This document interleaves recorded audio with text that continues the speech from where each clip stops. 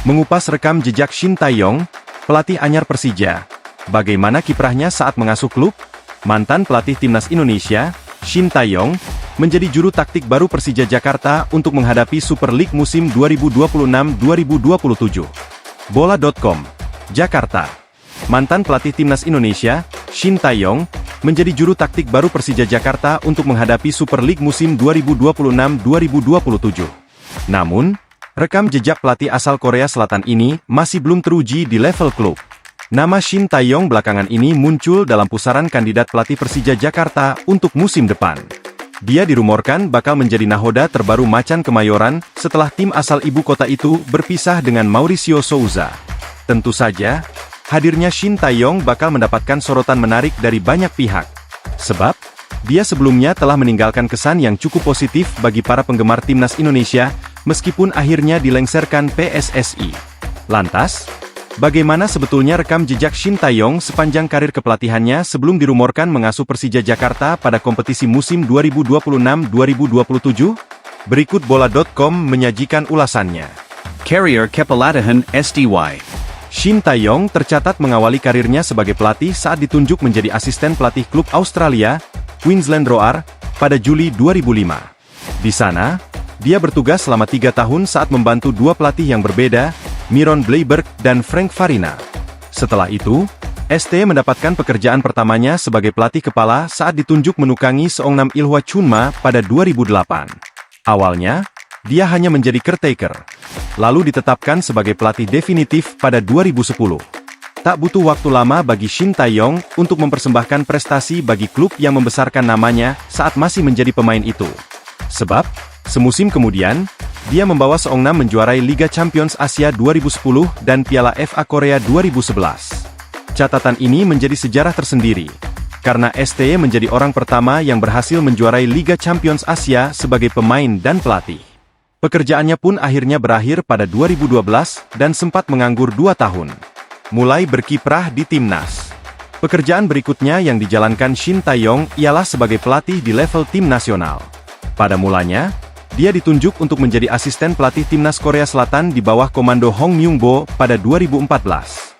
Tugasnya di sana berjalan beberapa bulan, hingga akhirnya dipercaya menjadi caretaker pelatih kepala timnas Korea Selatan pada Agustus 2014, kemudian bertugas kembali menjadi asisten di bawah asuhan juru taktik asal Jerman, Uli Stielicke. Di periode ini, ST juga mendapatkan tugas menjadi pelatih kepala timnas Korea Selatan U23, 2015 hingga 2016, Korea Selatan U17, 2016 hingga 2017, hingga akhirnya jadi pelatih kepala timnas senior pada 2017 hingga 2018. Selama menjadi pelatih timnas Korsel, ST setidaknya telah mempersembahkan prestasi berupa runner-up Piala Asia U23 2016, gelar juara Piala EAFF 2017, hingga membawa Taguk Warriors tampil di Piala Dunia 2018. Bersama timnas Indonesia. Setelah hampir 1,5 tahun menganggur sejak meninggalkan timnas Korsel, ST akhirnya memulai pekerjaan baru sebagai pelatih timnas Indonesia pada Januari 2020. Kali ini, dia juga bertugas mengasuh timnas U20 dan U23. Bisa dibilang, ini adalah masa kerja terlama Shin Tae-yong. Sebab, dia bisa bertugas hingga Januari 2025. Artinya, ST sudah bertugas selama 5 tahun bersama timnas Indonesia di berbagai kelompok usia. Pencapaian yang diraih dalam periode ini, ialah membawa timnas Indonesia menjadi runner-up Piala AFF 2020. Setelah itu, dia meraih medali perunggu SEA Games 2021, hingga runner-up Piala AFF U23 2023. Selama periode ini, dia mampu membawa banyak kejutan, termasuk mengantarkan timnas Indonesia ke Piala Asia 2023, melaju hingga semifinal Piala Asia U23 2024, dan lolos ke babak putaran ketiga kualifikasi Piala Dunia 2026 zona Asia. Pencapaian terakhir. Setelah pulang ke negeri ginseng, Shin Tae-yong sempat mendapatkan pekerjaan baru sebagai pelatih Ulsan HD. Sayangnya, masa kerjanya bersama klub kasta tertinggi Korea Selatan itu tidak berlangsung lama. Dia hanya bisa melewati 10 pertandingan saja di berbagai ajang. Rekornya juga tak bagus-bagus amat, sebab STY hanya bisa meraih 2 kemenangan. 4 laga lainnya berujung seri, sedangkan 4 sisanya kalah. Bisa dibilang, rekor STY sebagai pelatih klub memang belum banyak teruji. Satu-satunya kesuksesan yang bisa diingat ialah pencapaiannya bersama Seongnam Ilhwa. Sisanya, dia tak bisa mengukir prestasi yang mentereng sebagai pelatih klub.